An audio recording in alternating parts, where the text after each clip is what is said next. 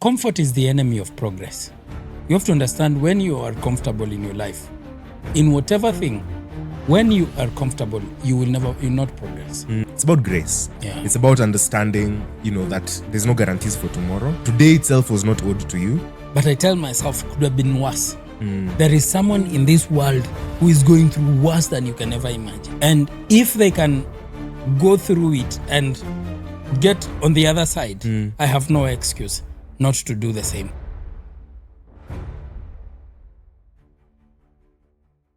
Welcome everyone to another episode of the Man-Made KE podcast, where we unpack masculinity in the 21st century. This is our final episode of 2025. We have arrived at a very, very, very important period in the year, in the calendar year, where people are just relaxing now, taking a break from the hustles of our day-to-day.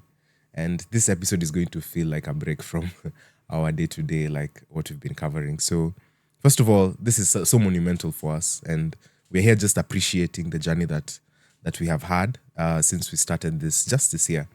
And for every single person who's with us on this journey, who's been with us, is to give you a shout out and just thank you for supporting us and keeping track with what we have been doing. So yeah, Silas, habari yako, how are you doing? I'm doing very well. Yeah. I am really grateful that we have seen we are ending the year and just doing this. I've done podcasting now for 1 year. Sitting here sharing things for 1 year. Yeah. It's I don't know how to describe the feeling, but I think I like to say we learn so that we can teach. Yeah. And the other thing I like to say is, if you look into the mirror and you don't like what you see, don't break the mirror. It's not the problem. Change the person who is behind the mirror. So I have learned a lot, and by the grace of God, we are seeing we are getting to another year. We have we started this channel from ground. Now we are at 2.1k subs, 67,000 TikTok followers. Our Facebook has started hitting the ground. It's a lot of moving parts, but very grateful. Yeah. Very grateful for what. Kumbe, we have something we can offer the world. Kumbe. Yeah. I didn't know we have something and these we can offer. small steps are starting to now, show you the direction that we're heading. Exactly. You don't know what you have until you just take the leap of faith and do it. You might underestimate yourself so much on many things, but until you challenge yourself and just do it, that's what I'm telling you. I have been speaking for the whole year, 2 episodes a week. Yeah. And I've not run out of things to say. I used to ask myself, what can I say? What? Yes. Hey, at some point, you almost feel as though you won't have the content. You feel as though, but there's so much, honestly. There's so much. There is so much to speak about. Yeah. And it's kind of like been an interesting thing trying to prepare for these episodes. We've said this podcast is very specifically targeting men. Yes. And we've been speaking to specific traits. We've unpacked traits. We've talked about people in history, figures, lessons that we can pick out from them. People who've done exploits. And then we've tried to ground that under the principles that we kind of follow as a podcast. And I think one of the things that I've appreciated is, that consistently has had its own effect on our own lives as well. And, I like when I research something and first and foremost, I'm not researching it for another person. It's first and foremost, it's for me, because I need that information and it's serving me. And then now when it's able to kind of have an effect and influence on me, I see how it can benefit another man out there. Yeah. And so that's like it's a very interesting way to kind of give back. And having this avenue is... Yeah. And also, we have finished the 48 Laws of Power. We are finishing the 48 Laws of Power tomorrow. Interestingly, as the year comes to a close. As the year comes to an end, the last episode, the last law we are going to do. So that we start thinking about what now you'll start doing next year. I went to check, and as I was doing the prompts in ChatGPT, and I said, hey, I am happy. You know me, I type the way I would speak to you. So I'm like, hey, I'm excited that we are finishing the last episode of 48 Laws of Power. ChatGPT told me that many people stop at episode 7. low 7. It was like, this is so amazing. Yeah. It's a seriously All 48 laws. all 48 laws. We have 48 episodes. The 48 laws of power. They don't follow in chronological order, Yeah. but you won't get lost For sure. for those laws. We have broken them down. By the way, we are starting the art of seduction. I have prepared. We have prepared. There is a lot. That's what's coming next. If you want to know about relationships, my brother, my sister, do not miss the art of seduction. Hey, The art of seduction. previews, The art of seduction is gonna be relationship full time. It's as we talk about human nature with you. There will be a lot of marriage between what we say in the Man-Made podcast and what we'll say in the art of seduction. Yeah. Because as a psychologist, and even Tessa is a psychologist. So we'll be talking about behavior because the art of seduction is more on human behavior in relation to intersexual dynamics than actually seducing. It's not a book on seducing. It's not a book on sex. I think we will get to understand what seduction means. Yes. Please do a thorough definition My of goodness. it just based off the context and what that book is Can't about. wait. Can't wait. Right. Yeah. So, yeah, my name is Stephen Buck. I don't think I said my name. So, for those who are watching us for the first time, and I want to start with something very interesting I was checking out over the course of this week. So, there's an interesting individual who's trying to reverse biological aging. Apparently, this person wants to be immortal by 2039. So, he's 48 and he has spent over $2 million to reverse aging. Over $2 million. Over $2 million To reverse. Let's do the conversion with 126 shillings a dollar times $2 million. That is he has spent 252 million Kenyan shillings to reverse aging. Hey, that is serious money.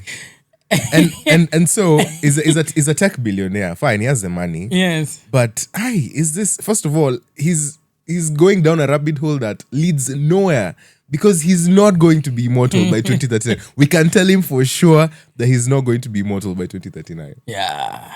I think God just laughs at human beings when they start these things. Yeah. You remember the story, the Tower of Babel? He just started like this. Just It started crazy, like man. that. Yeah. And so I saw someone like quote tweet like that whole thing that because someone was explaining what this person is doing and then someone quote tweeted it with a very interesting phrase. He said, "Pursuing longevity forces you to spend all your time engaged in boring and inhuman practices, thereby wasting the very thing you're extending." Oh, you are. And that's so poetic and beautiful to me. So he was saying he's pursuing longevity but spending all the time engaged in boring and inhuman practices, thereby wasting that They're very, wasting very that time. longevity that they're running after.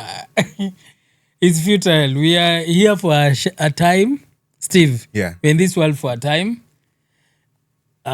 We came to this world at the right time, and we will live at exactly the right time. At exactly the right time. We'll live at the right time, and you'll figure out when your work is done here on earth, you'll go. There's no more value you'll give to this world. There is, and you see even those people who just, and anyway, it is a very sensitive topic to talk about, but I would just say that with God, there is no mistakes. There are no mistakes.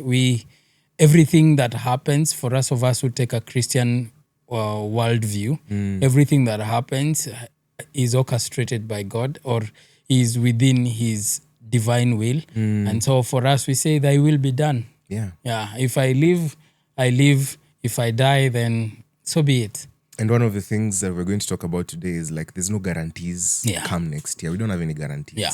The future is not like set in stone. Exactly. And we don't know what's going to happen. Actually, the Bible tells us very clearly that you do not know what tomorrow brings. You have no idea what tomorrow will bring.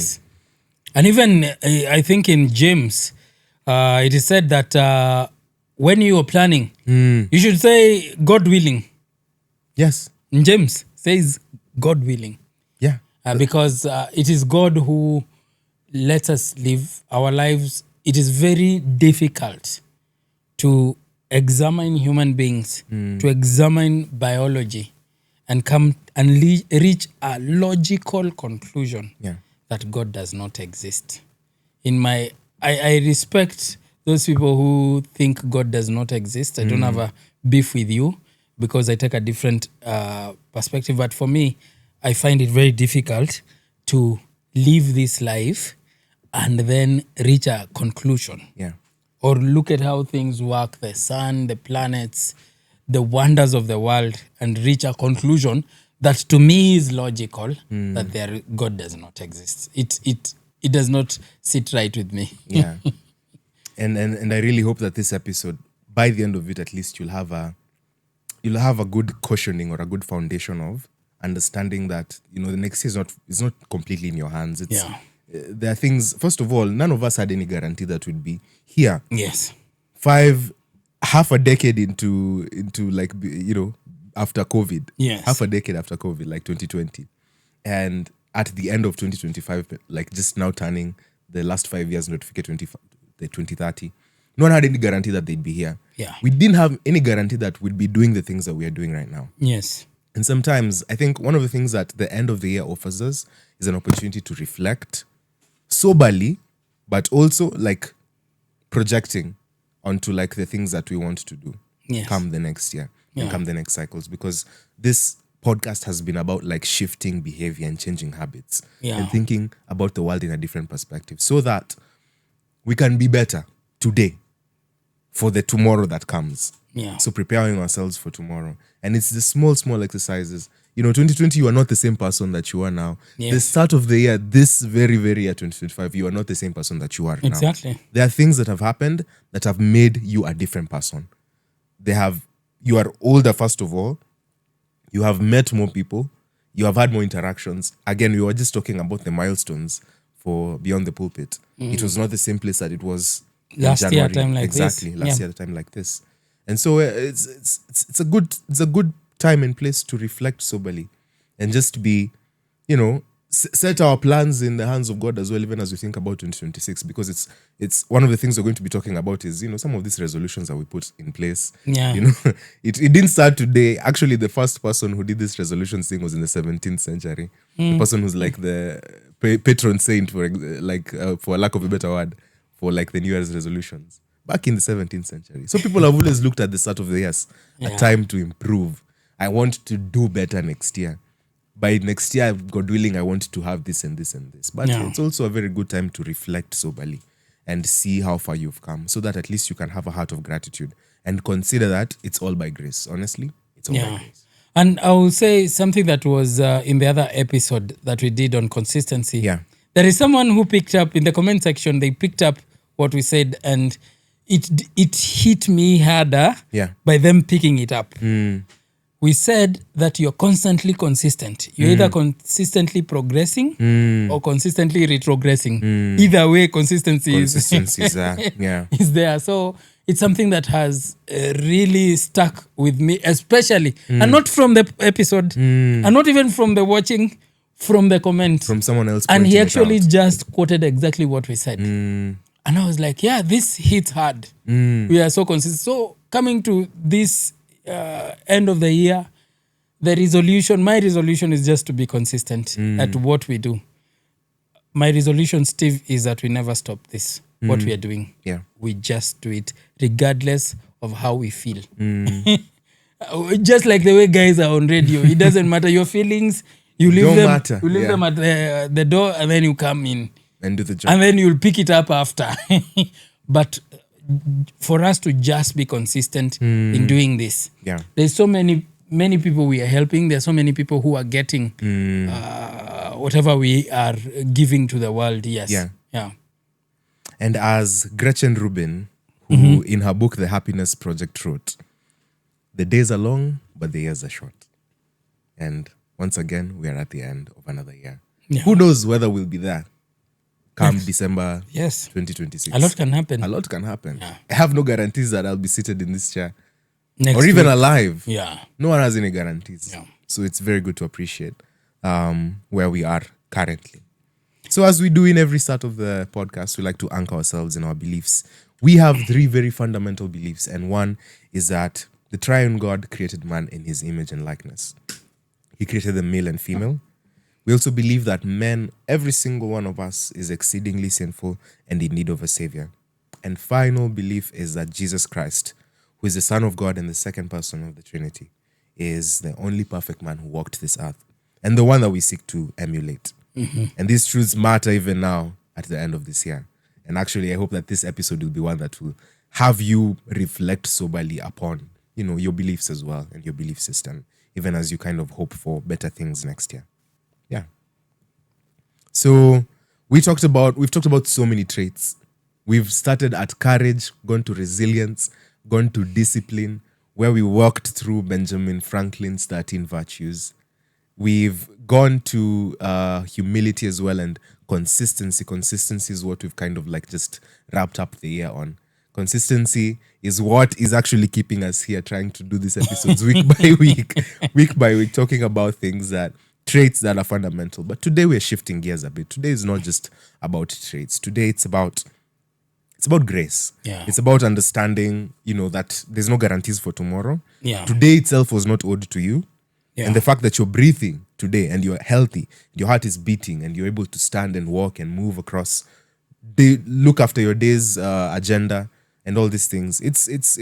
That's not luck. It's not just coincidence. Yeah. It's no coincidence that you're here listening to us talk about what the year has been like. Yeah. It's no coincidence that you're seeking to improve yourself even as you listen to what we're talking about. So, because there is something that it's aiming at achieving, and that's actually what grace is. It's grace that you guys found us. It's grace that we're here talking about all these things that we're talking about. Yeah. And it's grace that we've been able to execute to some level, to some degree of success, what we are doing, to even have improved ourselves. And so let's take a moment and reflect upon that grace that has set us to this place in our lives. Yeah. And I look the word grace, and I want us to. I know it's a good time to teach. This word is very much used. It's by grace. Yeah. You can see matatus zimeandikwa by grace, and it's almost like Kenyans want to use these Bible verses as charms. Yeah. Anything you use on top of scripture is paraphernalia. Yeah. Is something else. When somebody buys a car, God's favor, they call it God's favor.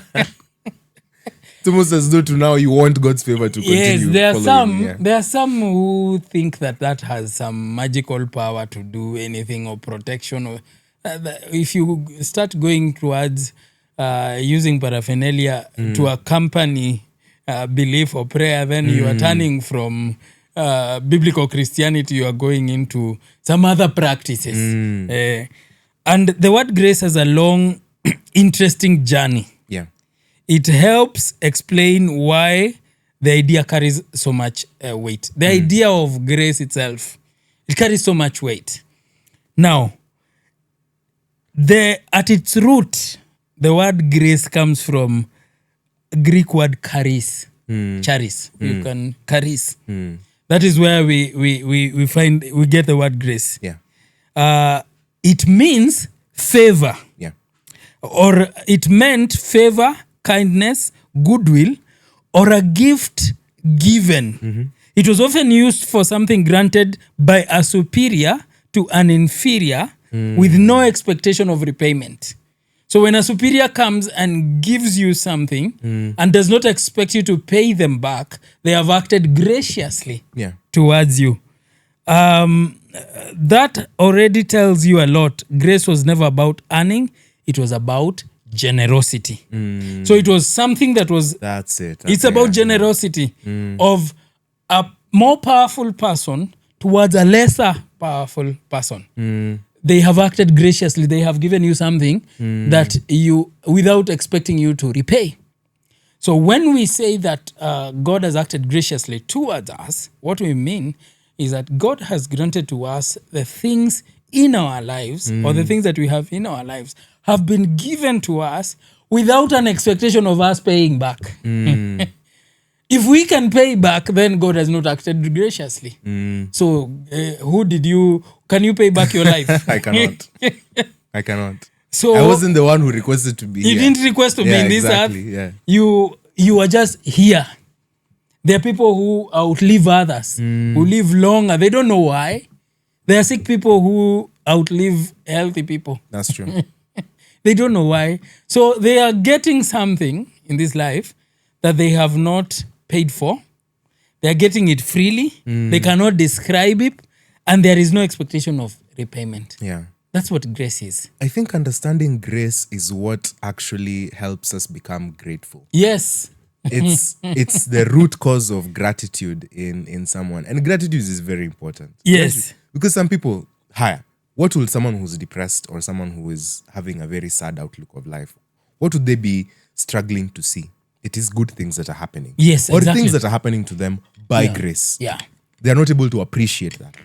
So in some way, you kind of have to recondition them to start to observe that it's really not all doom and gloom. Yes. It's not all doom and gloom. And that takes significant reconditioning. Yes. Because you have to now walk through someone's story. And then when they're telling you the story, you're like, so this happened and you didn't do anything to cause that to happen. Yes, it was a bad situation. And then this is how you got, and you're like, okay, fine.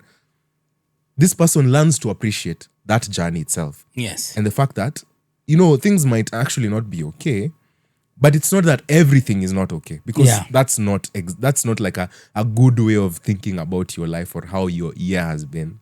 Yeah. And actually, it is usually a mindset issue. I told you these two mindsets are very important, Steve, in everything in our lives. You're either operating from an abundance mindset or a scarcity mindset. Now, depression, people go through depression. I've gone through depression myself. And it was a tough time. It is not a good feeling. Yeah. It's not a good feeling to get there. But one thing I have coming out of that, one thing I've come to discover right now is that it's a mindset issue, because the torture is happening here. A mindset issue. There are people who operate from a scarcity mindset. Scarcity mindset people focus on what they don't have vis-a-vis what they have. What they actually have, yeah. You can be a millionaire, but you lack something. A scarcity mindset person focuses on what they lack. You see, their outlook, their general outlook is glass half empty. Okay. Because they wallow in the scarcity, in the lack of it. Now, when it comes to evaluating themselves, scarcity mindset people, when it comes to relationships, the people those ones who believe in the romantic novel kind of love. Yeah. That there is only one woman who should love you and who is for you. And if you lose that woman, you are done, dusted. Such kind of people, when they are left by that woman, or when it doesn't end up well, their whole world is gone, because they build their world around that one person. Yeah. And they know that if I can't get this one, I'll never get anyone else in life. That's a person operating from a scarcity mindset. Yeah. The other mindset is the abundance mindset. And a person who is operating from an abundance mindset, they see the glass half full. They see what is there vis-a-vis what is not there. So they don't focus on what is not there. They focus on what is there. This is a person who, when they are going through tough times in their lives, they acknowledge, because I'm not saying it's not being detached from the tough times. They acknowledge, yes, I'm going through a tough time. Difficult season, yeah. But I have more going on for me, or more going for me, than what I'm lacking. Yeah. This momentary pain that I'm feeling from this setback that I have faced cannot bring my whole world down, because there is more for me to celebrate than the loss that I have gotten. That's a person who's operating in the abundance mindset. Yeah. In relationship, this is a person who has, it's called, I've read somewhere, making yourself your own mental point of origin. Point of origin. Where Steve, regardless of whether you're dating or not, you are okay. Steve is Steve, whether there is somebody supporting him or there is nobody supporting him. That's a person operating from an abundance mindset. It does not matter what happens outside of you. Yeah. it does not affect how you are. When you are consistent in whatever you're doing, or when you have your goals, you have your vision, you have your dream, and you're following it, whatever happens externally does not really affect you as an individual. And you'll find those people, they do very well in relationships. Yeah. By the way, the only way to keep a person in a relationship is to give them the freedom to live whenever they want. Yeah. Yeah. That's the only way to keep someone. Give them the freedom Not to under live. chains. Yes. Not under Give them, oppression. you tell them, I love you, yes, but you are free to leave me anytime you want in this relationship. They stay. Well, that's a very interesting observation. And if you do that, you're not being Manipulated. You're not. You're just saying it's fine. I am interested in you. I want this relationship to work. I want everything to be there, but you're free to leave. Don't feel the pressure to stay out of obligation. I want you to stay because you want to stay. Yeah. Yeah. And Steve, you live a very free life because you'll be able to see people. And not only in relationship, even in friendship, you'll be able to see the true, what drives people towards you. Yeah. You'll be able to see it. There are some who have come to gain things from you. And the minute they stop gaining things from you, they leave. So if you put it open, then you live a free life. Yeah. And that's what I was looking. It's a mindset issue. It's a mindset issue. And I would advise if we could all operate from an abundance mindset. Yeah, from an abundance mindset. Do you know, early in my career, I used to work in a rehabilitation center. I think you remember back in Yes. the day. Back in, tumetoka mbali. Tumetoka mbali, by the way, mbali, tumetoka mbali, yeah. So, one of the things about that curriculum that people going through that 12-step program go through, I remember a very, very lovely definition of insanity, which is basically a loss of a sense of perspective and proportion, Okay. a lack of proportion. So you lose your sense of perspective and you lose a sense of proportion, where you're not looking at things proportionally the way they're supposed to be looked at, and also perspective. Your perspective is limited on the things that, people generally have perspective. One of the things that we appreciate as human beings is the ability to have alternative points of view and look at things from what you've talked about. If you are specifically observing that I am in a bad situation, I cannot see anything good that's going for me, then that is a loss of perspective. And also you're disproportionately looking at the bad things that are occurring. Yeah. Disproportionately. And sometimes it's like our mind like to play tricks on us. So when we get into difficult seasons, we overestimate the significance of that difficult season. Yeah. And so one of the most terrible places that I think I would ever find myself in is a place where I'm pitying myself because of going through something. And I actually found out that self-pity, at the heart of it, is actually pride. It is. It's not It is. at you're down, subjecting yourself. No, it's actually pride.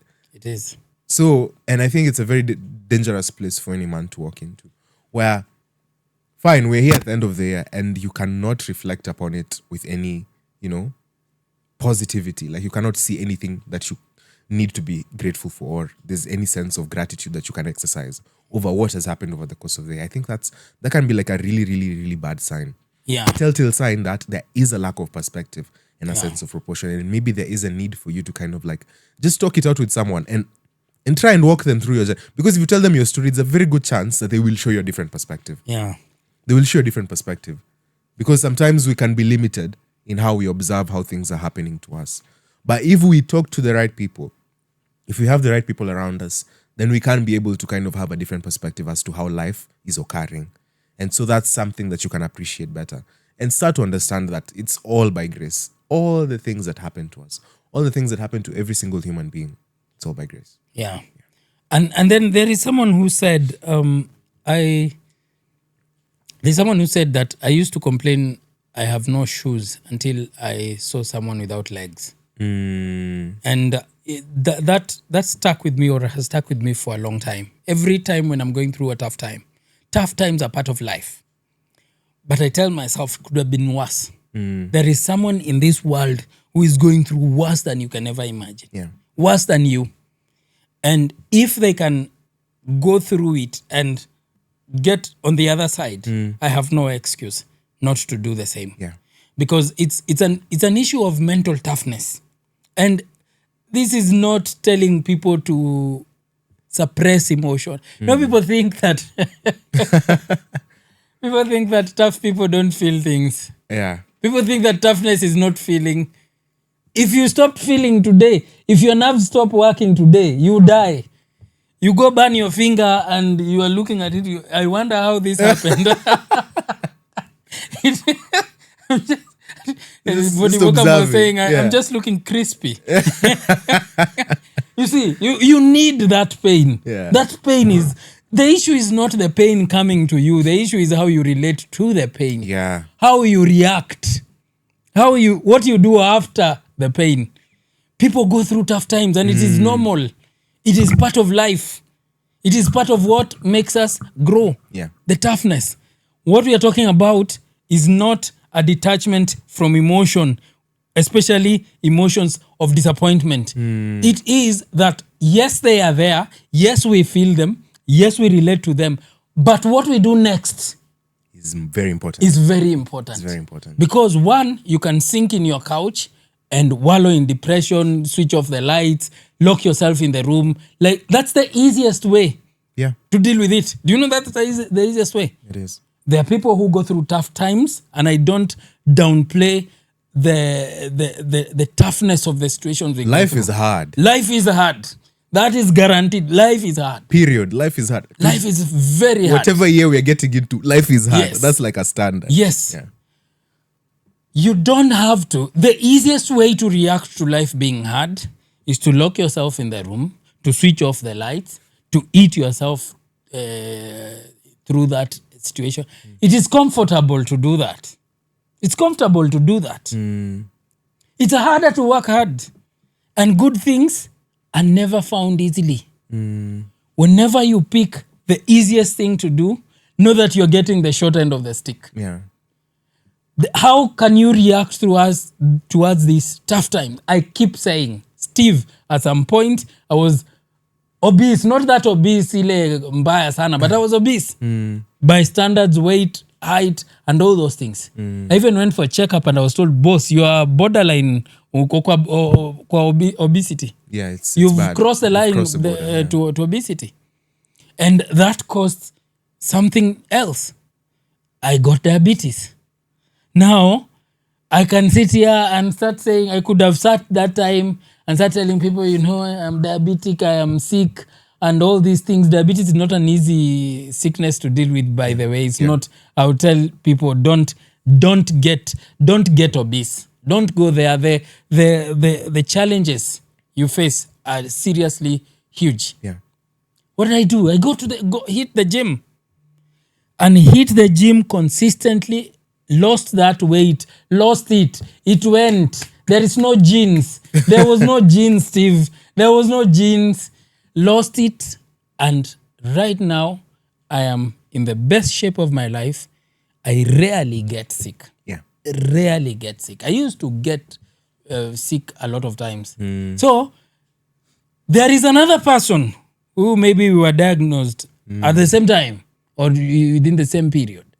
But right now, they are more of a mess than they can. So, embrace failure. Yeah. Embrace tough times. Know that any day that God has given you is by His grace, Steve. It is by the grace of a new day. God has given you another 24 hours. Yeah. Another 24 hours. You might as well make a difference with it. You might as well say, I will be the best version of myself during this time. Why? Because God has allowed me to see another one. Yesterday, if you check the statistics, do you know how many people passed on? But you are fortunate enough to have seen. Evaded the numbers. We went to bed. There are some who didn't wake up. That's the reality of life. Every time you're going to bed, know that there is a whole bunch of people who are never going to wake up tomorrow. If you open your eyes, you have an opportunity to do something. I believe you owe God that one. Yeah. At least you owe God that. So it's not the toughness coming. Toughness is there, will there, shall be there, will be there, shall be there. It will never end. It is how do you relate to it. Okay. Yes. How do you respond to the grace of God? Scripture tells us the grace of God teaches us to say no to ungodliness and unrighteousness. That's a reaction. That's a reaction. That God has been gracious to me, and because of his undeserved favor, because he's given me something without expecting me to pay back, I might as well live a righteous life. That's a positive way to react to the grace of God. Okay. Yeah.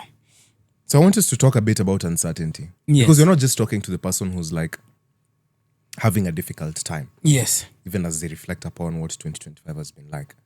We're also talking to the person who's maybe had like really good success, Yeah. and is maybe in a very good position. Uncertainty is like a constant feature, whatever end of the spectrum you are, whether you feel as though the year has not been as good as it could have been, or whether you feel as though you are really, really moving up and going places. Uncertainty is like a repeated theme. Yeah. That cuts across. No one has any guarantees. That's what we talked about. So, when I reference something that you talked about in the previous episode, something about when your goblet is full, tread carefully. It is important, again, to be sober in your reflections. Celebrate for sure. This is a season to celebrate as you disengage. Because I think most of the people right now, we're looking at that Naivasha route. As people are, watu wa kwenda No, people Kenya. from Western, they stopped parking their cars in their parking lot and they went to park it on the highway. They went to park it on the highway. And those were scenes a few weeks ago. Guys were traveling very early. Yes. Guys were traveling very early. But yeah, it's the time people like to spend with family, or however you spend it. Some people don't have that privilege. Some people don't have the privilege of spending that time with family. But all the same, it's a time for you to reflect. And so, even for the person who's up here, you do not have any certainty about what tomorrow is going to be or what 2026 will bring.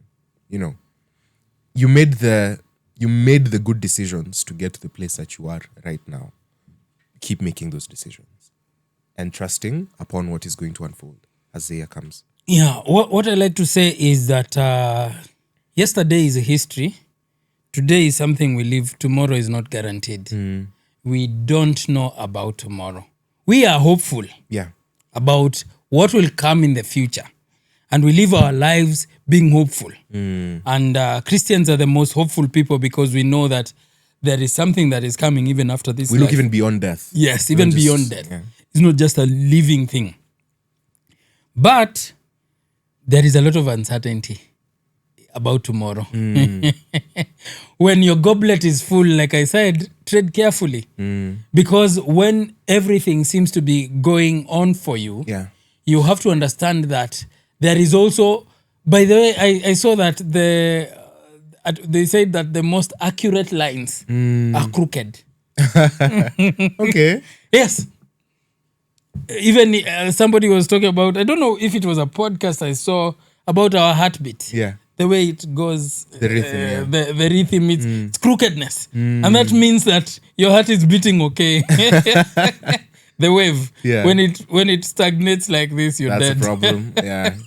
So life is like that. What we need to prepare ourselves for any eventuality, be it positive or negative. And especially as a man who is leading his family, leading people, leading whatever he's leading or leading himself. We have to prepare ourselves for both outcomes. And we have to be okay with both outcomes. I'm going into this venture, Steve, and I am so uncertain. I'm so uncertain about what I will get from it. But I will go either way. I might as well go and learn. Yeah. And as I'm going into this venture, it is not the make it or make it. That's not sober. You That's remember not that sober. philosophy? That's not a sober reflection. Yes, it is not make it or make it. Yeah. It is if I make it well and good. If I don't, glory be to God. The reason why people fear a lot of ventures, of fear entering into many ventures, is that Yeah. the fear of failure. Fear of failure has caused many people to be mellow, has caused many people to not achieve their full potential in this world because of fearing to fail. Many people have not started that business because they fear. What if I get a loss? What if you get a profit? I remember Dr. R.C. Sproul, he was talking about somebody asking, what if God does not exist? What if God does not exist? And R.C. listened to this guy and responded by saying, it's fine.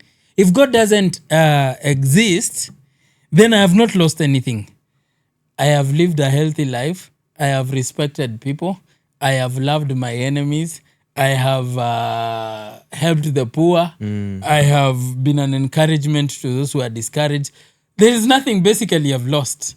I've just lived a life of peace, like the scripture says. But it turned the question to the person, what if there is God? Now, what if he exists?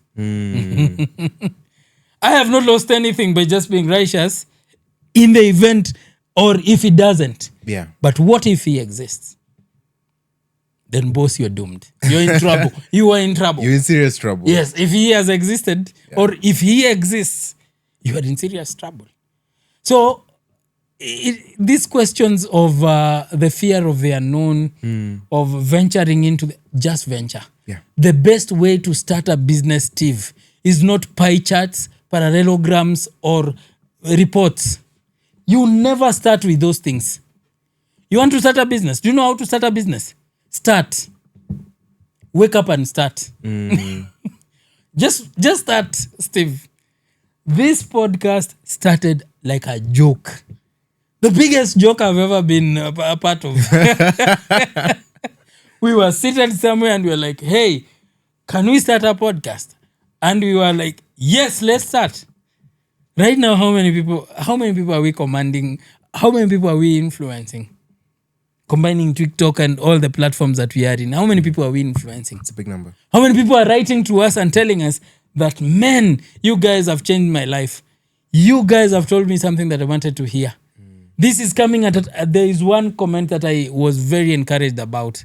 When someone says, when we did our first episode on the masculinity crisis, this guy said, how encouraging it is to hear such kind of encouragement at a time when I'm really down. And man, I was like, hang in there. It's going to work. So something that was a joke. If we started playing out the negative scenarios in starting the podcast, we wouldn't be here. No. What if we don't succeed? What if we can't afford a camera? What if people don't follow us? What if they don't watch? What if they watch? What if they watch? What if they watch? And you see, Clement likes to tell me that whatever you do with all your heart, the universe conspires. We know when we say universe, we mean God. We are not equating God with the universe, but we know what we mean. A Christian will understand what I mean. He says the universe conspires to see you succeed. Chunga usizime yo. The universe conspires to see you succeed. Now, look at how things have fallen in place in this podcast. How things just fall in place. You start, you find people to host shows with. You start, you find other people who wanted to be there. Yeah. You start, people join in. You start, you get a place. The world just tells you you're in the right path. That's why, Steve, I don't start something unless I'm going to go. I don't start something because my only fear is how much I'm going to spend time on that thing. Yeah, that's my only fear. That's my only fear. Because for me, you were asking me the other day what time I sleep. 40 reels based off one episode. Surely. Yes. I do this podcast. It is a job to me. It is a job to me. When I live here and I go home, I am doing BTP. I sleep late doing BTP. Thinking about this, doing this, making this. It's a job to me. It's a job to me. And I take it very seriously. And that's why we are going where we are going. Yeah. You made the active choice to work on this Yes. as a job. At night, I'm there like a zombie, looking at screens.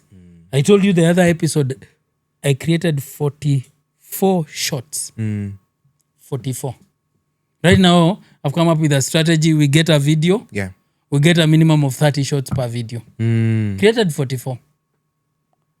So now, if one episode can give us 44 shots, how many episodes have we shot if we were to go back? Honestly, yeah. We have so much content.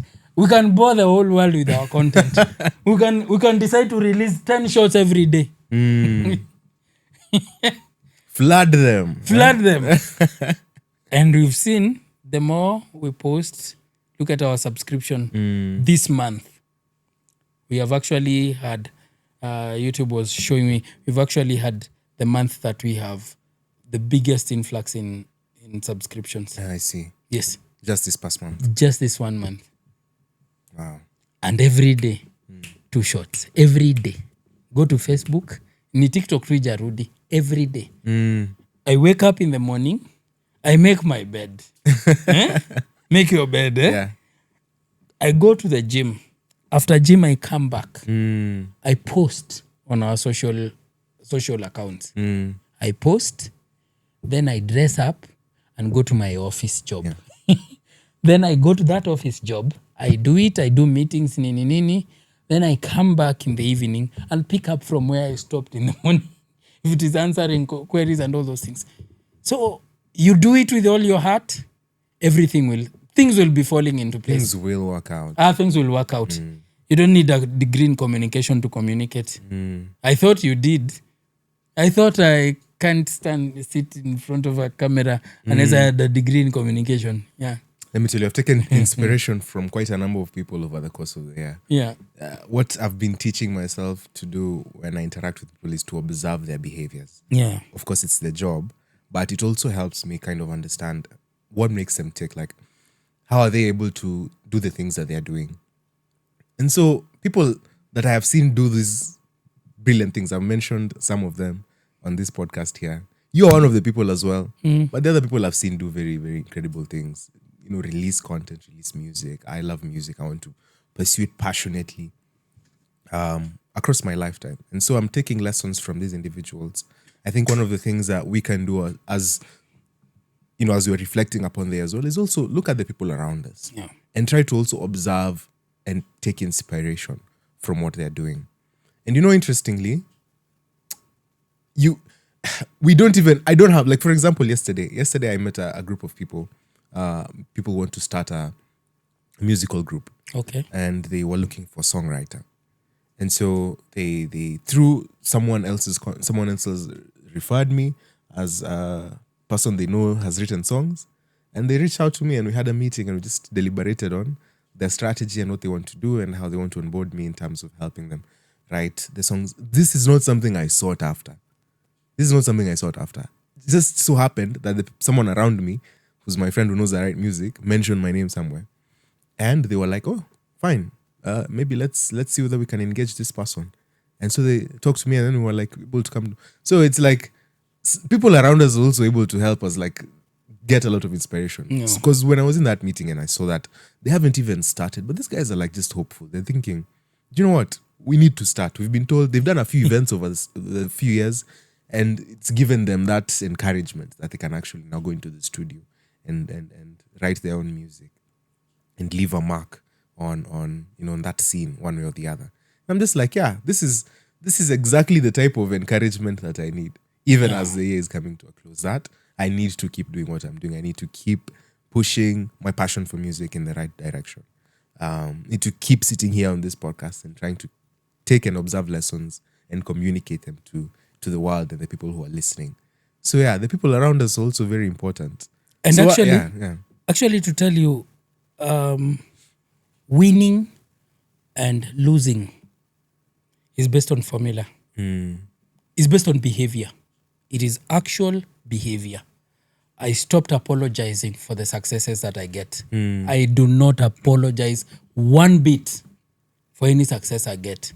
Because behind the scenes, look at two individuals, and I can tell you this one is going to be your normal average Joe. You know, average Joe. He's going to live a normal life. He's going to have 3 kids. He's going to drive a small... He's going to be very comfortable. This guy has a characteristic of comfort. He is not going to do something that will change the world. He's going to exist. All things held constant. All things are held constant. That's 80% of the people we have in this world. Even in our country, that's 80% of them. They are like that. They're very comfortable in a salary. They're very comfortable in as long as I can buy food, shelter, and they think that is godly, especially Christians. They think that is godliness. The Bible says godliness with contentment is great gain. Contentment does not mean in little. Contentment is not an implication that it has to be little so that you be content. No. Average people like to encourage themselves because it justifies their averageness. I'm not your average Joe. And I will never be your average Joe. So you put me to... And even if it is work, if you can't pace up to my work ethics, you will fall out. When we started this podcast, we were like... We were going to a room and we are like 20. How many are we? Fewer. And it is perfect conditions for me. Like I tell myself, even if there comes a time, Steve, when I'll be the only one sitting in this seat, content will be there every week. That is guarantee. We will produce content every week, regardless. You come, you press that camera. If everybody in the room disappears, I get a microphone. I get a headphone. See, there is a place for headphone here. To listen to yourself as you record and do all those things. Yeah. So the question you have to ask yourself, are you average Joe? Now, the people that succeed or the people that do things that are worth noting, look at their work culture, work ethics. Look at their work ethics.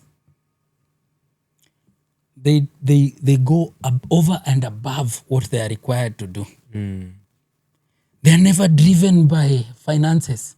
Like I told you, money will always follow you. Steve, people have called me. I'm not a counselor. Have called me, sat down with me, listened to me talk to them, and paid me for talking to them. But there is a counselor somewhere who's struggling to get clients. Opened an office, but they can't get clients to talk to. So, question is, are you average Joe?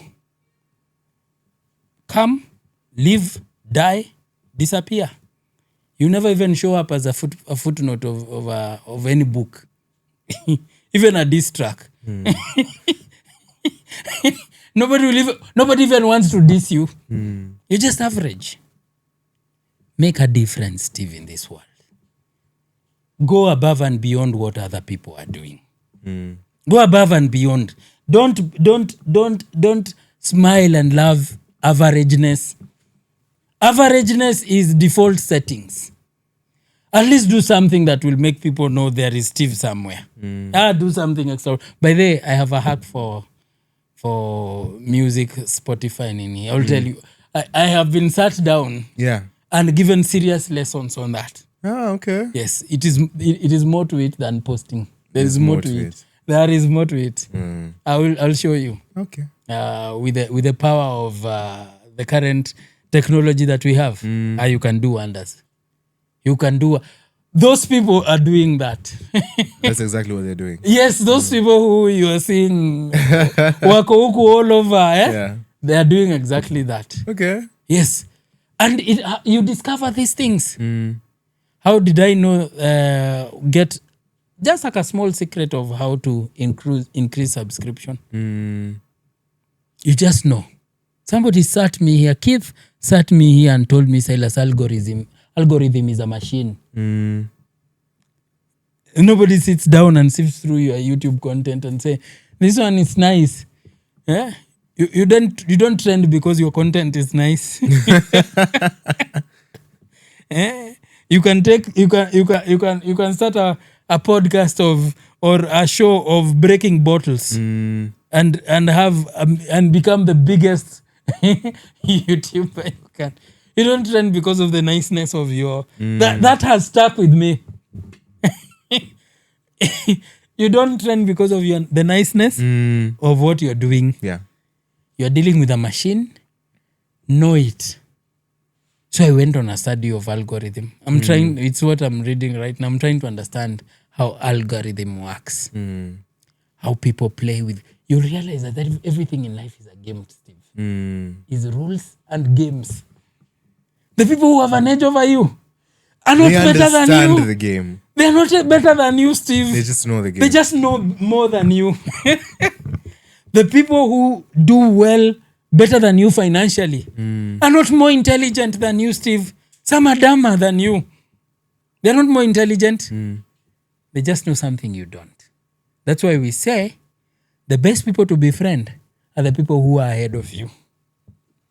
If you're in the music industry, you might as well have a musician friend who is greater than you, way greater than you. Because there is something they are doing. There's something they're doing that, Steve, you need to be. That's now how to deal with these uncertainties. You have an edge when you have someone who has been on that path. Yeah. Don't you see our young people, they become famous and get mad? They get crazy. You see a young person has worked, they have become famous. Then all of a sudden they start thinking that they don't need anybody. If that mentality, that I am my own man, I don't need anybody, is the greatest cause of downfall for so many people. Steve, it is not just making money. Making money is not the art. Keeping money is the art. Keeping it. Keeping that money is the art. Many people can make money. You can make money, Steve. You can sell holy water from Israel. There are people who are selling handkerchiefs. Imagine there are pastors who are selling handkerchiefs and they are millionaires out of handkerchiefs. There are those who are selling brooms. They sweep the devil out. Yeah, it's a holy broom. Have you not seen holy brooms? Holy handkerchiefs? Anointing oil? Top tier shenanigans. Top tier shenanigans. And do they become rich? Yes. So being rich is not the end goal. It's not the end goal. Remaining rich is where we draw the line. So many of our young celebrity you see, so many of them will not be there 5 years later. Will not be there 3 years later. Because money has a mindset, has a behavior. I've told you the difference between your average Joe and this other person who succeeds is behavior. Is behavior and how they take the privileges that God has given to us. I was telling guys, Steve, if there is someone who needs to be comfortable and not work, is myself. I don't need to. But I work harder than everybody who needs that work more than I do. I do multiple things. Because I make sure that you don't be average, Steve. At least die and there is a whole eulogy in form of a booklet written about you. About the things you have done, Steve. Don't write and we have a pager for you. Don't die and the only thing you leave us is a pager of who your father and your mother is. We want to know, what have you done? How have you caused a dent in this world that God has kept you in these years? And the longer the Lord keeps you, the more dent you have to do on this universe, Steve. That's actually one of the things about grace. God is kind of confirming for you that you still have work to do. You still have work to do, Still boy. have work to do. You still have work to do. Do it. Haujafika mwisho. And do not bow down to criticism. I have come to discover the more you achieve, the greater the criticism of yourself will be. Yeah. Because people like to create a mystery out of people who do well. You'll all of a sudden become a topic of discussion. People are not discussing you, Steve. You're not doing enough. You are not doing enough. That's the truth. Average Joe. Nobody gossips average Joe. Who cares about average Joe? Just your average guy. He's going to sit there in the pews on Sunday. We are going to see him. He's going to drive off in his mid-sized car. He's going to go in the office the next day. He is part of the system. People who get talked about are people who disrupt the system. Disrupt the system.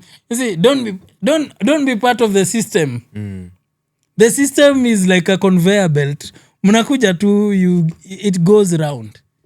The people who get talked about. That's why we speak about Alexander the Great. Alexander.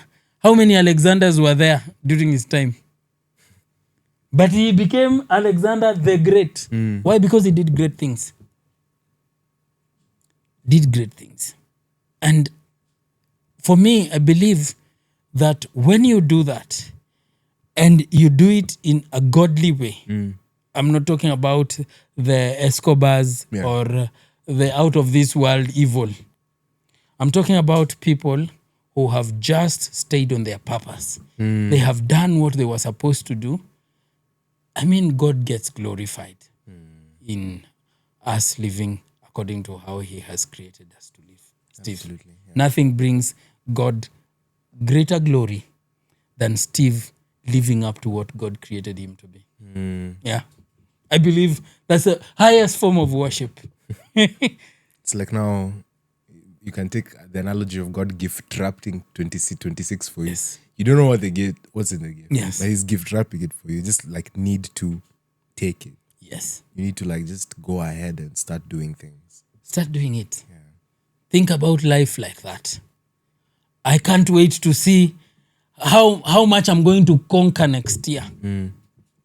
Do you know that there are people who are exactly the same, only older?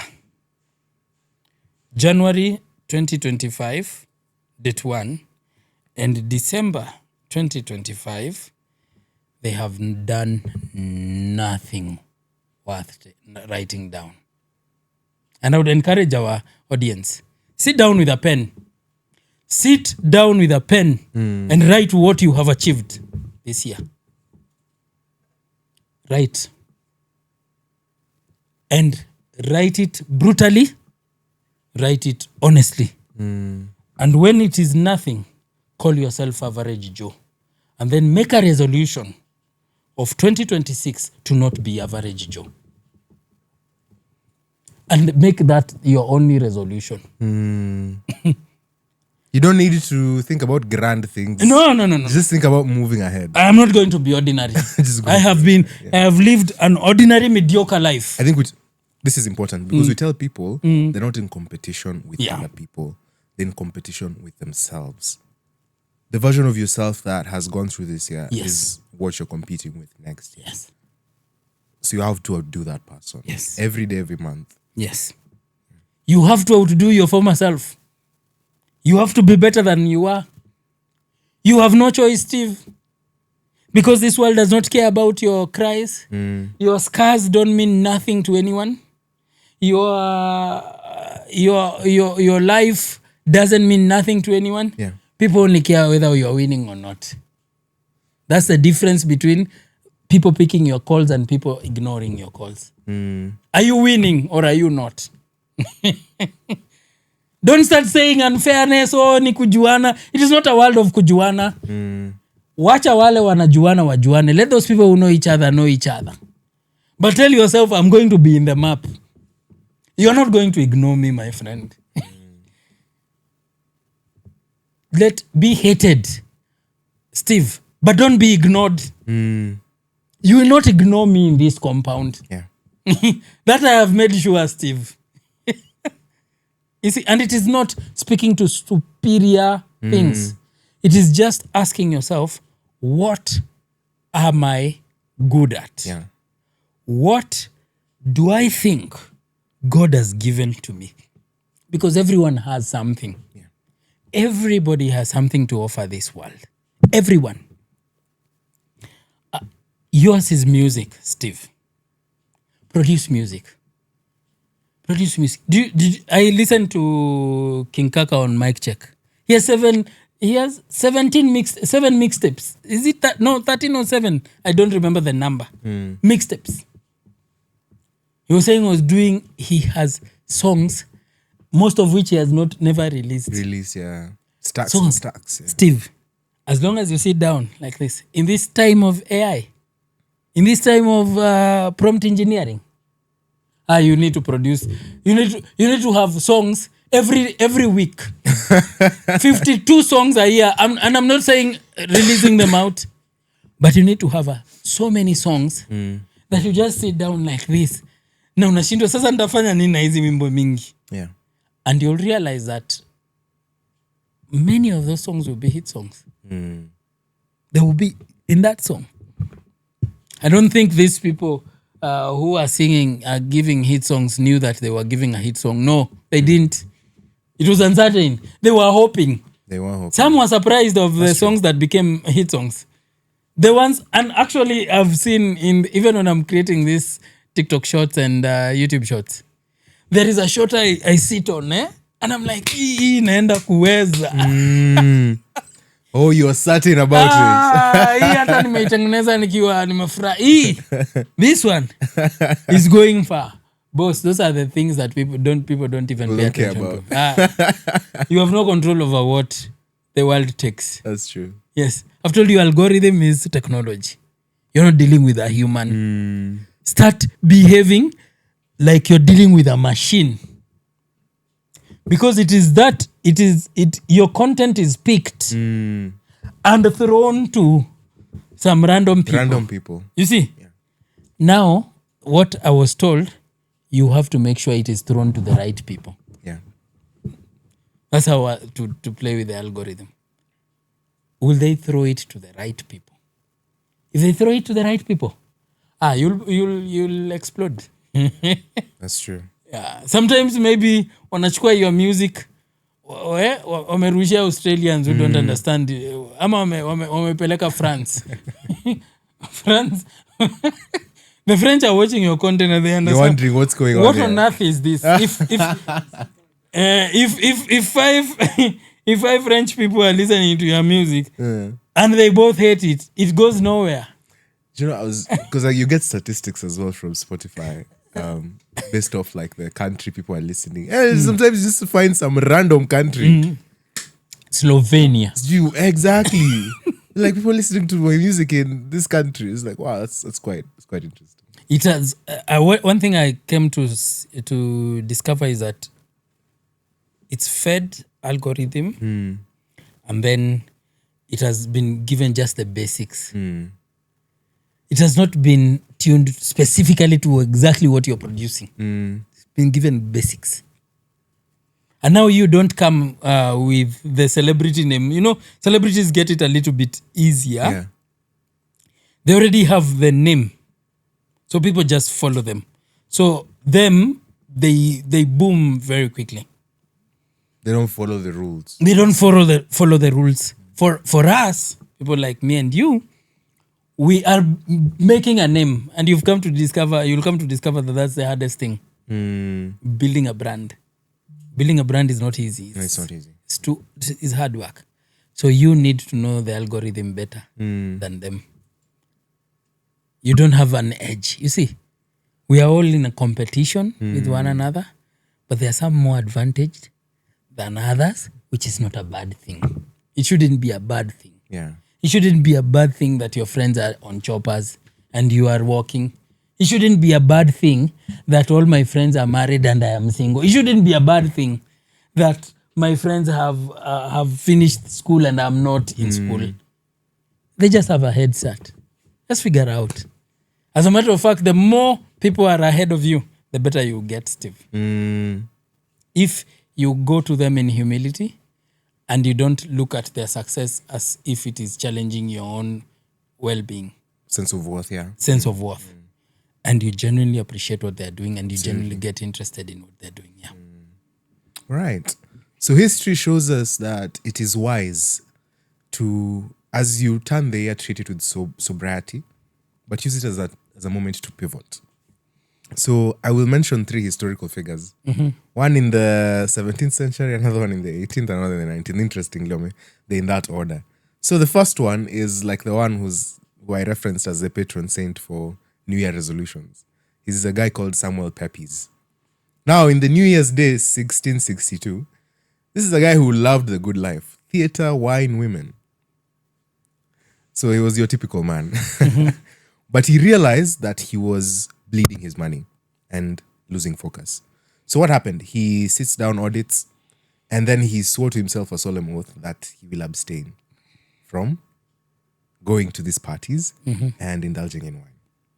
And so he set up penalties for himself that every time he would go, he would have to give a certain equivalent donation to charity. So it dents you more to go. It dents you more to go. And so in that regard, that was the one thing that allowed him to set his finances in order. Okay. And yeah, that's the first person, Samuel Pepys. Go read about him. Another person who, like, the turn of the year presents new opportunities, and I will mention Jonathan Edwards. You know Jonathan Edwards? Yes, I do. Now, he sits down in 1722, that's 18th century. He sits down and writes his 70 resolutions. And his resolution, let me mention one of his resolutions, Resolution 41. He resolved to ask himself at the end of every day, week, month, and year, wherein he could possibly in any respect have done better. That's not an easy question to ask yourself. If you ask yourself where I could have done better in anything and in everything, that can lead you to be very hypercritical of yourself and of your actions. Actually, people who are around him reported that at some point he ended up being very melancholic, and it's almost as though he was burnt out. It's because of that constant, rigor of asking yourself that question. What can I improve? What can I do better? It's not that it's not a bad question, but it's always good to appreciate as well that you did something regardless and not be hypercritical all the time. So there's a caution in that as well. And the third and final person is the president of the United States, Abraham Lincoln. January 1st, 1863. This is a person who had been shaking hands of people for a number of hours. I think there was a party then or something. He goes upstairs to sign the Emancipation Proclamation. That was the document that changed the history of slavery, where now this ended up like freeing over 3 million, the legal status of 3 million people, just through that signature that he penned on January 1st, 1863.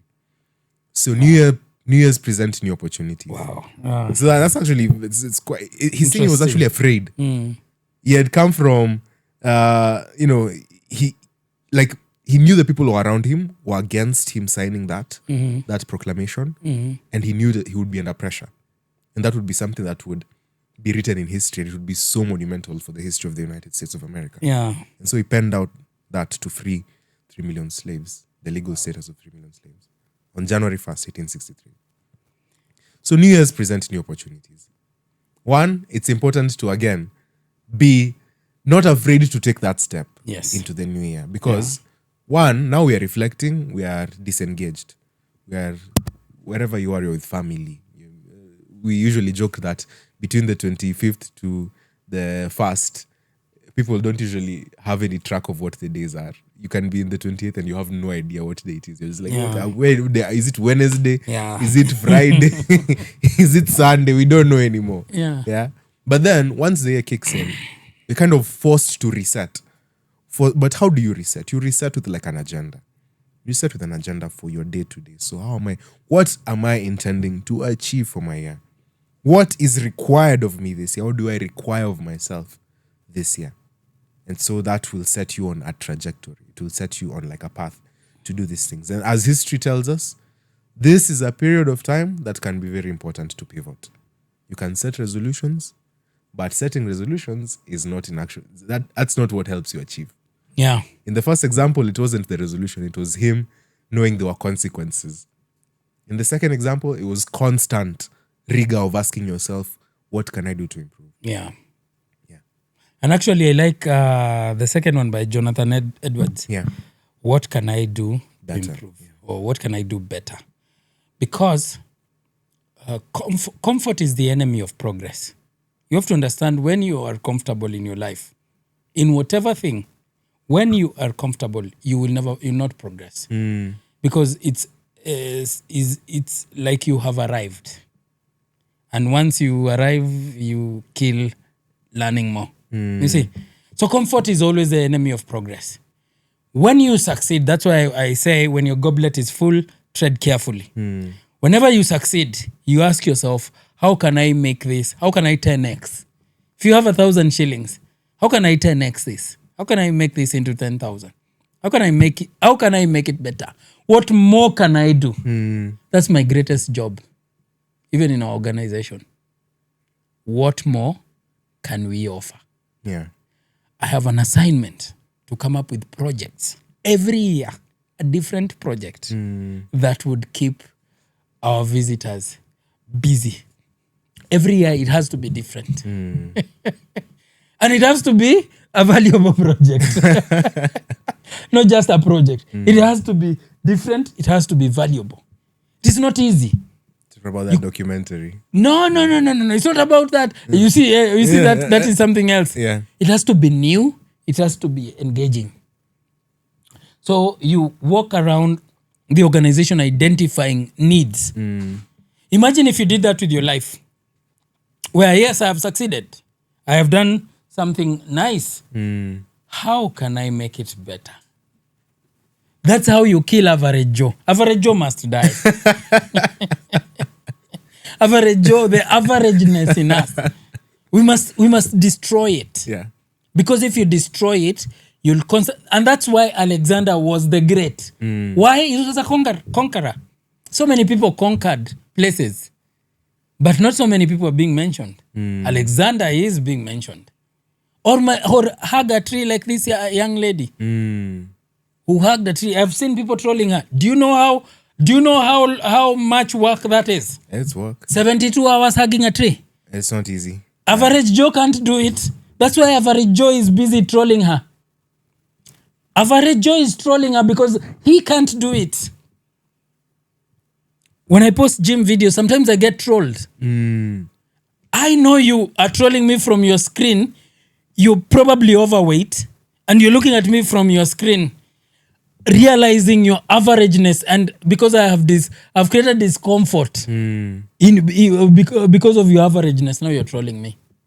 That lady did something worth doing. You might as well go hug a tree. But they don't underestimate what she has done. Yeah. It's not easy. Otherwise, we will have a series of tree huggers. She did. Steve, when things are being written, that lady's name will be there. I told you, it is not only hard work. You must come out of the conveyor belt. Yeah. Come out of the conveyor belt. Disrupt Steve. the system. Disrupt that system. Go do something out of this world. I salute that lady. There are people you put there 24 hours, they are fainted. Trufena Mudhoni, that's her name. Yeah, Trufena. She's done amazing. Hug a tree. Yes. Yeah, it is. 72 Without hours is 3 sleep, days. That without is 3 days. food, Yes. without drink. What that lady did is phenomenon. Like it or hate it, you can't. Yeah. And the main reason why you hate it is because you can't. Average Joe, we know you. We know your handwriting. That's how nowadays I judge people's comments over our posts. And you can tell when someone is bitter over someone else. Yes, so just look at this Average Joe. They are 80%. Steve, people who have so much going on in their lives do not concentrate on bringing other people down. And you have to understand that of the people who follow you, majority who like you don't speak. The minority make it look like you are a bad person, Steve. Steve, you can have 1 million followers and 10,000 are trolling you. But if you're a scarcity mindset person, Yeah. you'll be crushed by the 10,000. What about the 900K that are following you and liking you? What about that? A lady told me that she can have 1,000 comments of how gorgeous she looks, but that one comment that you don't look as gorgeous. Lack of proportion. Lack Yes. of perspective. At that one comment will linger in her mind. What about the 900? What about the 9? Don't they mean anything? Don't they mean anything? In the game of election, have you not won with a landslide? So nowadays, That's more than 50% plus one. that's how It's not even close. That's why I laugh at trollers in our TikTok. Nenda tunaangalia tu, I laugh at them. Yeah. I compare the people who follow. Naysayers are empty debates are very loud, and the voice of the minority who are negative may sound as if the whole world is burning. May sound as in this podcast there are people. I remember before we even came here, the people who left and they had left us with an ultimatum of how we are not going to do well without them. I like those people. People who believe that they are replaceable, because those are the people I endeavor to replace immediately. People who believe they are irreplaceable. Men, we are here by the grace of God. Steve, I'm not doing this podcast because I'm the most knowledgeable person. There's someone who will sit here and beat me intellectually like a tied up goat. Intellectually. And massacre and thrash me here. Tied up goat is crazy. Imagine. Especially in this season. Intellectually. Yeah. So we don't do it because we are the best. No.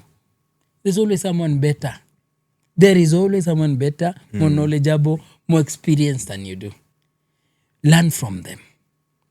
Never do things, my long and short of this, do things that disrupt the status quo. Like Jonathan Edwards, ask yourself, what could I do better? Where can I improve? Where can I improve? Yes. We've done the 48 laws of power. That's not a small achievement, my friend.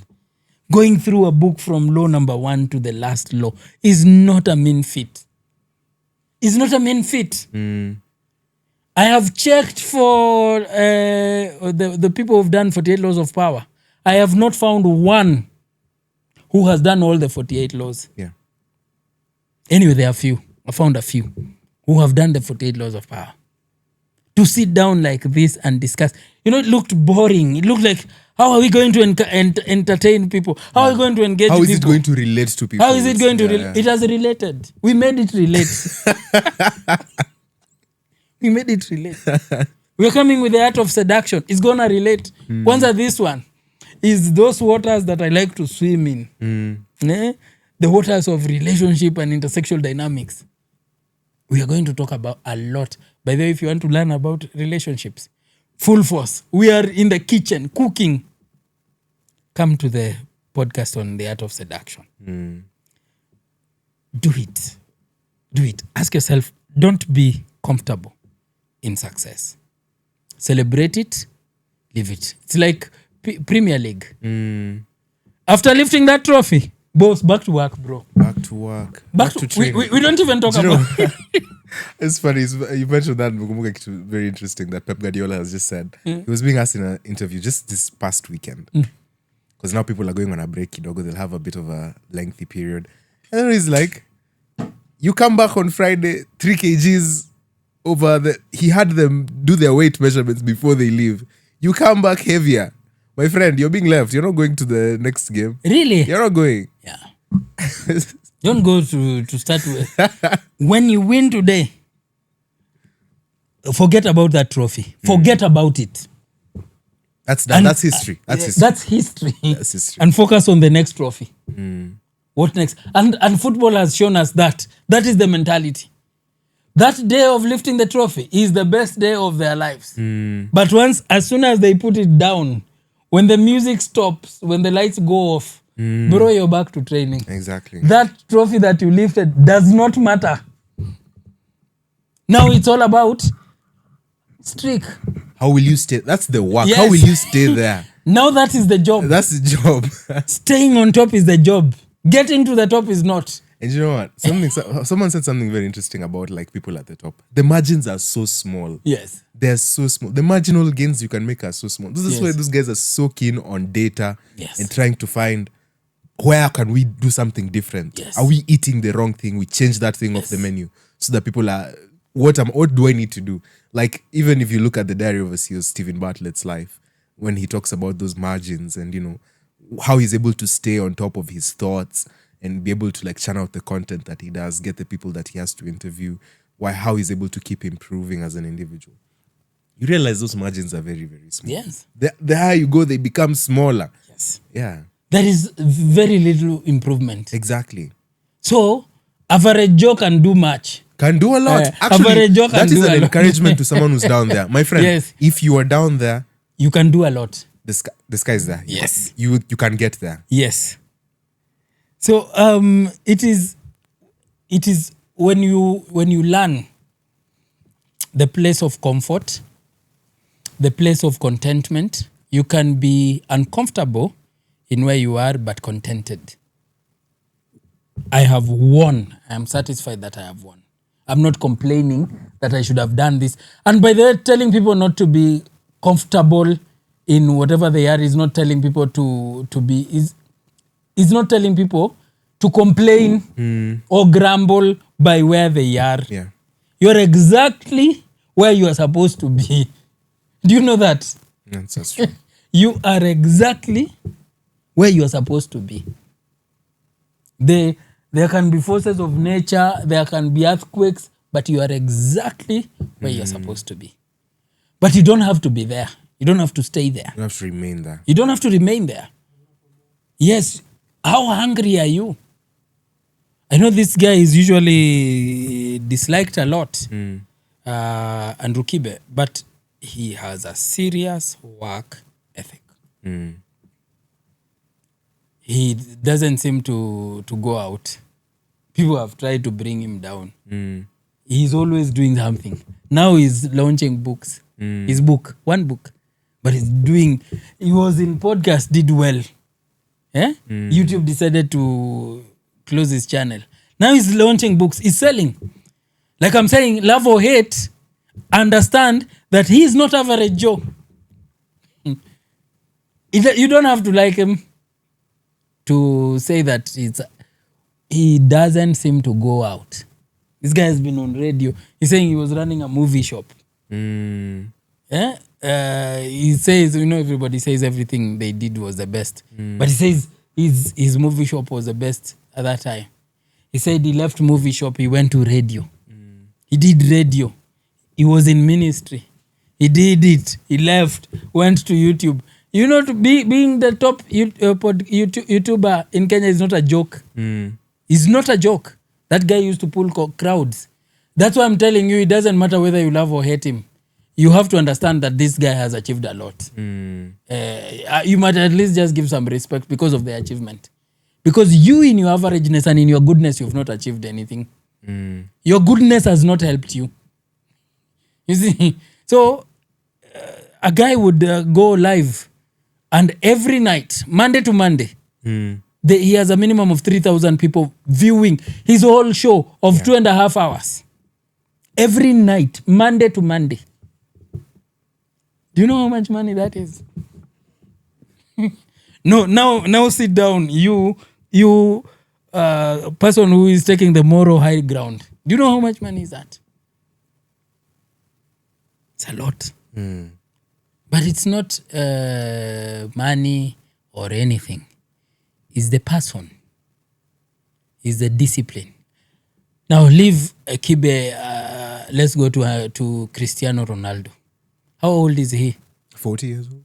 40 years old. How many 40-year-old footballers are stars? Very few. How many 40-year-olds are fit? Cristiano is not average Joe. Certainly not. The average Joe's conveyor belt. They come, they shine in their 20s, in their 30s, they retire, they go broke. This guy is proving that even at 40, you can be a star. What does he do? Have you checked his workout sessions? Boss, that guy makes me look like a joke. That 40-year-old, I am 6 years younger than him. Yeah. But that guy, He's outdone you in fitness. that guy makes me look like a joke. I watch his videos and I feel bad. I feel bad because I think when I watch his training videos, I think that I am joking. So it is not that he has better genes or he has better platform. It's not the platform. It's the person. The platforms follow the person. Do you see how Wayne Rooney looks? Have you seen Wayne Rooney? I have. They were the same age, by the way. I thought he was younger. A bit younger, eh? I don't know, but they played the same time. If there is anyone who's never watched football in his life, and Wayne Rooney went and told him I was a star, I was a household name, they would say no. With Cristiano, you wouldn't even argue. You see, average Joe. Longevity. It is be uncomfortable with averageness. Tumeenda sana. Be uncomfortable with averageness. God has given us, we have not scratched the surface, Steve, of what we can do in this world. Like, God is so gracious and loving to us. There's so much opportunity. That he has given us opportunity, Steve. Right now, AI. Do you know it is said that AI will make many millionaires in 5 years than people did in 20? The millionaires that you're going to see right now are the guys who are... It's actually a significant who equalizer. are leveraging on AI, and I don't want to be left behind. My friend, when I go home, you Netflix, you continue doing what the stuff you're doing. I am studying AI. I'm in AI. It's the future. Let it find me there. Let that knowledge be useless, Steve, but it's still knowledge I have. But will beat you. Now, you are competing with myself. You're competing with me. So why would you feel bad when I'm ahead? I'm not ahead because I have some godfather somewhere. When I met with Keith, I wouldn't want to reveal much of his secrets on social media. But I understand why he's where he is. I understand why he's better. He just showed me a glimpse of what he does. Bro, in this world, mtaka cha mfunguni, we inama, brother. We inama tu. There is no other way, Steve. There is no other way. Don't be fooled by the young boys who are buying GLEs. There is no other way. It is one. A straight one. And a lot of hard work, Steve. That's why I'm telling you I will show you something that he showed me. You know, he's a singer. He's a singer, but through leveraging, Spotify is paying him. And not kidogo money. And I'll tell you what he does.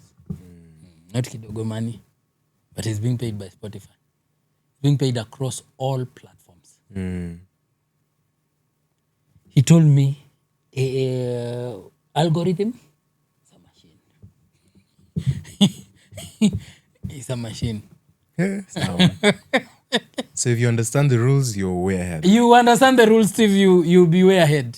Understand them. Sometimes the people have given up because they think their content is not good enough.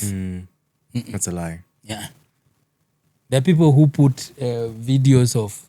There's some... Do you see these videos on TikTok of people just crashing things? Machine just crashing everything. Yeah. And you stay there and watch. How does that change your life? Doesn't. But you see millions of people are tuned there.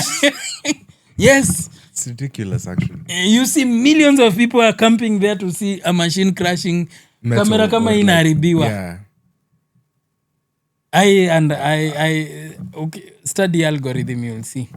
Yeah, you're not dealing with a human being, you're dealing with a machine. And what do you do with machines? Machines are programmed. So you play with the program. When I come out of the AI school I am in, I'll be a beast. You wait. I'll be a beast in AI. Sawa. All right. Thank you, everyone, for having stuck with us throughout this episode. This is the final episode of 2025, as we said. And we're going to pick things up from right where we have left them come next year. So stay tuned for what is going to be coming next. Of course, you've already previewed The Art of Seduction. Yes. Yeah. So that will be coming on like the shows that he does with Tessa. And definitely I'm going to be here and we're going to be talking about masculinity. And we're going to build a community, guys. As more people keep joining, we're going to find actual real life activities to bring people together and empower this community, because the whole point is to work together. If all of us are strong, then this entire country, and then by extension, this entire world is going to be better.